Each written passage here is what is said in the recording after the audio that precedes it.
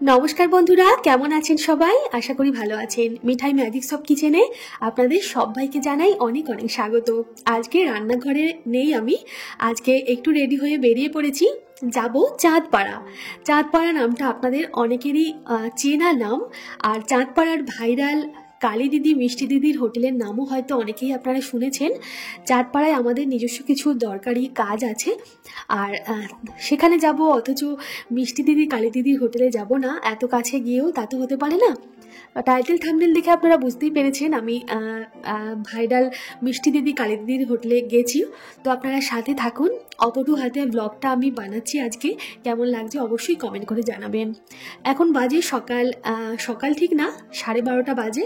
মিঠাইকে 10:30টার সময় স্কুলে পাঠিয়ে দিয়ে 12:30 নাগাদ আমরা রেডি হয়ে বেরিয়ে পড়ছি চাঁদপাড়ার উদ্দেশ্যে। আমাদের এখান থেকে আমাদের বাড়ি থেকে চাঁদপাড়ার দূরত্ব 1 ঘন্টা বাইকে। ট্রেনেও যাওয়া যায়, বনগাঁ লোকাল ধরে ট্রেনেও যাওয়া যায়, কিন্তু আমরা বাইকেই যাব। বাড়ি থেকে বেরিয়ে গাড়িতে তেল ভরে নিয়ে ফুল ট্যাঙ্কি করে যাব চাঁদপাড়ার উদ্দেশ্যে।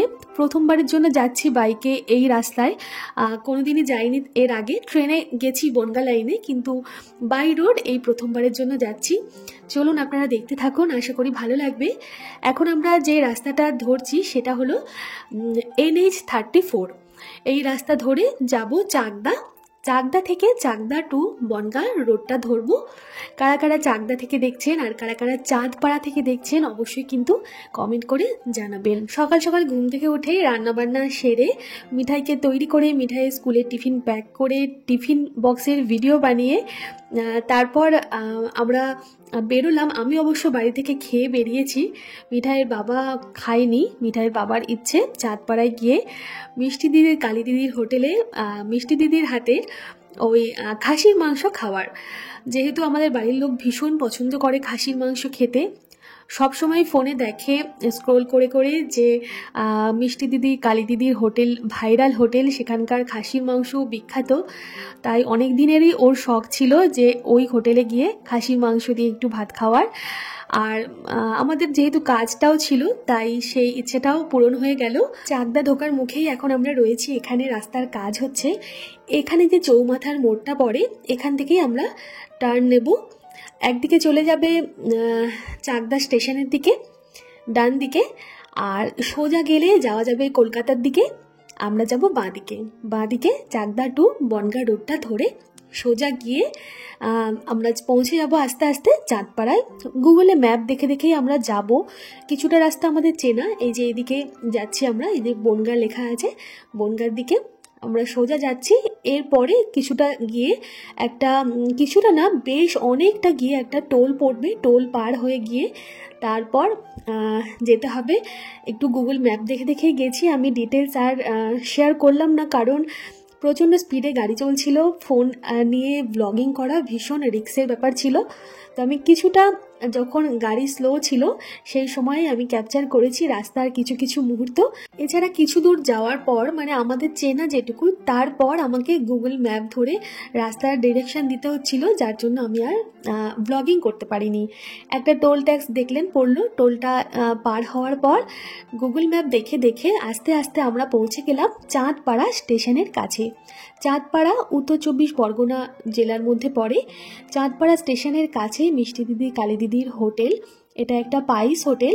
আমরা স্টেশনে পৌঁছে গিয়েছি। স্টেশনে পৌঁছেও অনেকটা হাঁটা পথ দিয়ে আমাদের যেতে হয়েছে, হেঁটে হেঁটে একটু খুঁজে খুঁজে যেতে হয়েছে। অবশ্য এখানকার সবাই চেনে, যাকে জিজ্ঞাসা করা হচ্ছে সেই কিন্তু বলে দিচ্ছে কোথায় মিষ্টি দিদি কালী দিদির হোটেল। এই যে আমরা পৌঁছে গিয়েছি।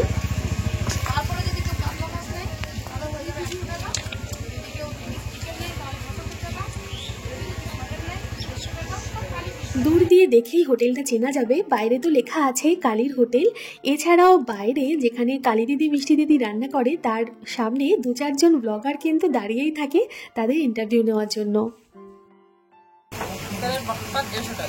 কত? হাফ প্লেট মটন ভাত 150 টাকা, 1 পিসে 90 টাকা।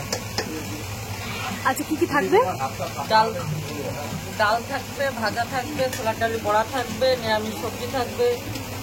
আচ্ছা যেহেতু আমি বাড়ি থেকে খেয়েই গিয়েছিলাম, মিঠাইয়ের বাবার জন্যই 1 প্লেট খাবার নেওয়া হলো। এখানে আছে ভাত, মিনিকেট চালের ভাত, এছাড়া ছোলার ডালের বড়া, একটা নিরামিষ 5 মেশালি তরকারি, আলু ভাজা, আলুর সাথে গাজরও দিয়েছিল, ডাল আর আলু দিয়ে মাটনের ঝোল। 2 পিস মাটনের দাম 150 টাকা, মানে মাটন থালির দাম 150 টাকা। 1 পিস নিলে 90 টাকা আর 4 পিস নিলে 290 টাকা, ভাত তরকারি ডাল সহ।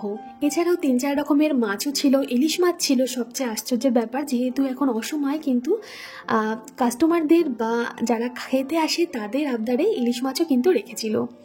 আমরা অত কিছু নিইনি, দেখলাম মানুষ ডিম ভাতও খাচ্ছে, চিকেন খাচ্ছে, মাছও খাচ্ছে। এখানে মোট 5খানা টেবিল পাতা আছে দেখলাম। 5খানা টেবিলে 4-5 জন করে বসে কিন্তু খেতে পারে। 20-25 জন অনায়াসে এক সময় খেতে পারে। এদের ব্যবহার ভীষণ ভালো লেগেছে। চলে এসেছে এই যে মাটনের প্লেট, বড় বড় আলু দিয়ে 2 পিস মাটন দেওয়া হয়েছিল, তাতে চর্বিও ছিল, যেটা খেতে মিঠাই বাবা বেশ পছন্দ করে। মিঠাই বাবা কেন, আমরা অনেকেই চর্বি খেতে বেশ পছন্দ করি। এক্সট্রা আরও 1 বাটি ভাত দিলে তার জন্য 5 টাকা, আর মানে 5 টাকা দাম সেই ভাতটার। এছাড়া ঝোল, মাংসের ঝোল, বিশেষ করে ঝোল আলু কিন্তু ফ্রি। ভীষণ ভালো ব্যবহার। মাটনের পিস যদি ছোট দিয়ে দিচ্ছে, তখন কিন্তু 1 পিসের জায়গায় 2 পিস মাটনও ওরা দিচ্ছে। আর 1 পিস বড়ার দাম 5 টাকা করে, আলাদাভাবে নিতে চাইলে। দেখুন, আপনারা দেখতেই পাচ্ছেন, ও মানে মিষ্টি দিদি রান্না করছে আর কন্টিনিউ কিন্তু ফুড ব্লগারদের সাথে কথা বলেই যাচ্ছে।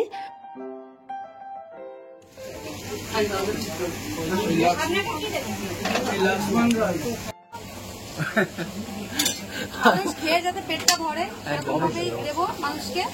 আর আমরা ভাত কেমন দিই তোমরা দেখেছো, এটা কতটা, সেটা তো অবশ্যই। আর ভিতরে কিন্তু এন্ট্রান্সের জায়গাটা আরো বেশি বাড়িয়ে দিয়েছে, তাতে কিন্তু আরো বেশি। এই জায়গাটা দেখাও না, ভিতরটা দেখে নিয়ে আসো। ভিতরে তো যাবোই, আগে একটু তোমাকে দেখে নিও। আমাকে দেখাতে হবে না, আমাকে মানুষ চেনে, আমাকে আমার দিদিকে সবাই চেনে। তো মোটামুটি এই হচ্ছে ব্যাপার স্যাপার। ট্রেনে তো যাওয়ার সময় মিষ্টি দিয়ে কালিজি করে চিল্লাচ্ছে, আমাদেরকে দেখানো লাগবে না। ও হয় রান্না দেখাও, আর নাহলে ওই কাস্টমার ভিতরে বসে আছে ওইখানে দেখাও। ওখানে গেলাম, আমরা জায়গাটা বাড়িয়েছি। এই জায়গাটা অনেকে বলে কি এই জায়গাটা দেখা, এই জায়গাটা একটু দেখতে খারাপ লাগে, কালি কালি লাগে, ভালো লাগে না। একটু ভালো জায়গাটা দেখাও না, যেখানে আমরা মানুষকে খেতে দেখো। দিই। খারাপ ভালো দুটো নিয়ে দেখাতে হবে, খারাপটাও দেখাবো।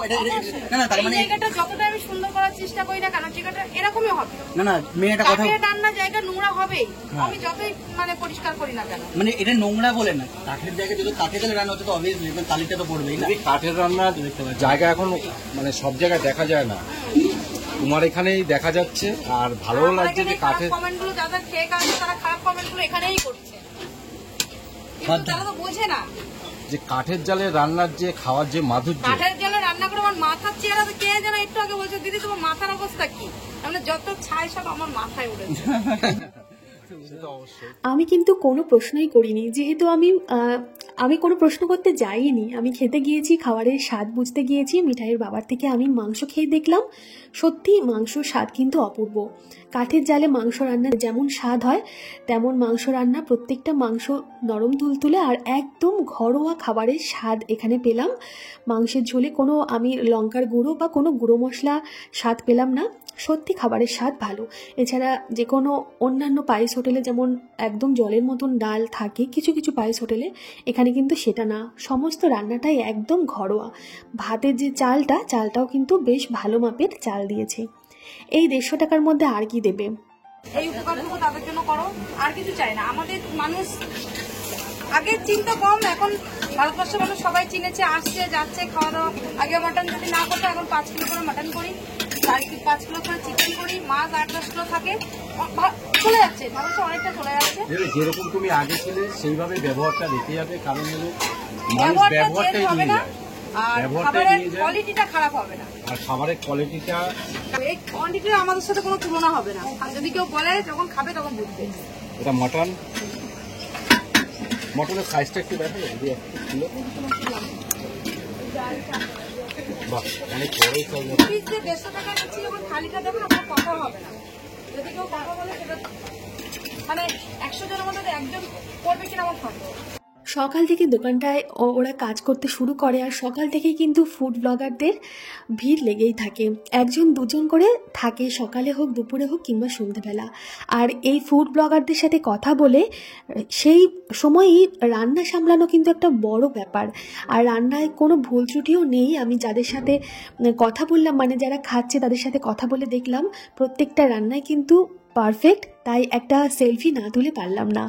একটা স্মৃতি রয়ে যাবে, একটা স্মৃতি থেকে যাবে। হয়তো আমার থেকে বয়সে এরা ছোটও হতে পারে, কিন্তু যেহেতু কালী দিদি মিষ্টি দিদি বলে ভাইরাল হয়েছে, তাই এরা সবারই দিদি। আর এদের ব্যবহারের কথা আলাদাভাবে কি বলবো, ব্যবহার যদি ভালো না হয় দূর দূরান্ত থেকে এত এত লোক কিন্তু দিনের পর দিন ছুটে আসতো না। আমি যখন গিয়েছিলাম কলকাতা থেকেও লোক এসেছে এখানে খাওয়ার জন্য।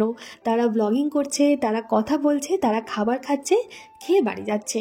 আমার ভালো লেগেছে, মিঠাইয়ের বাবারও খাবার খেয়ে ভীষণই ভালো লেগেছে। বারবার শুধু বলছে একদম ঘরোয়া খাবার, খেয়ে উঠে কোনো অসুবিধেই হয়নি। আর 150 টাকায় এর থেকে ভালো কি আর হবে। হ্যাঁ, আমরা 150 টাকারই একটা প্লেট নিয়েছিলাম, যাতে 2 পিস মাটন ছিল, এছাড়া ডাল তরকারি ভাজা ভুজি, ডালের বড়া তো ছিলই, যেগুলো আপনাদের সাথে শেয়ার করলাম। আমরা ফিরে যাচ্ছি এখন। ফেরার সময় চাঁদপাড়া, এই যে দেখুন স্টেশন, কত নম্বর প্ল্যাটফর্ম, 2 নম্বর প্ল্যাটফর্ম হবে এটা, এর উল্টো দিকেই গাড়ি রেখেছিলাম। আর আমি খেয়েছিলাম ফেরার সময় 1 গ্লাস আখের রস। অনেক দিন পর রাস্তার ধারে দাঁড়িয়ে 1 গ্লাস আখের রস খাচ্ছি। মেয়েকে নিয়ে যেহেতু আমি বেরোই সচরাচর, মেয়ের সাথে বাইরে রাস্তার ধারে আখের রসটা খাওয়া হয় না, তাতে ও খাবে, ওকে গোটা আখটাই আমি খাওয়াই। কিন্তু এখন যেহেতু ও নেই, আমি এই আখের রস খাওয়ার লোভ আর সামলাতে পারলাম না। একটু একটু গরম পড়ে গেছে, আর এই সময় আখের রস খেতে বেশ ভালো লাগে। ফিরে যাচ্ছি বাড়ি। ফেরার পথে একটা কথাই বলতে ইচ্ছে করছে, এই যে আজকে যে রেস্টুরেন্টটা বা যে হোটেলটায় আমরা গেলাম, এই রকম হোটেল প্রত্যেকটা স্টেশনে একটা না, 2, 3, 1000টা রয়েছে, যাদের স্বাদ আমাদের এখনো অজানা। এই রকম কঠোর পরিশ্রম আর একটু যদি সুযোগ পাওয়া যায়, তারাও কিন্তু একদিন ভাইরাল হতে পারবে। তাদের হাতে রান্নার স্বাদও কিন্তু লাখ লাখ মানুষের মুখে জিভে লেগে থাকবে। তেমন কোনো পায়েস হোটেলের সন্ধানে রইলাম, যদি কোনোদিন খোঁজ পাই নিয়ে যাব আপনাদেরও আমার সাথে নাম না জানা কোনো অজানা অচেনা পায়েস হোটেলে, যাদের চোখ জুড়ে রয়েছে ভাইরাল হবার স্বপ্ন।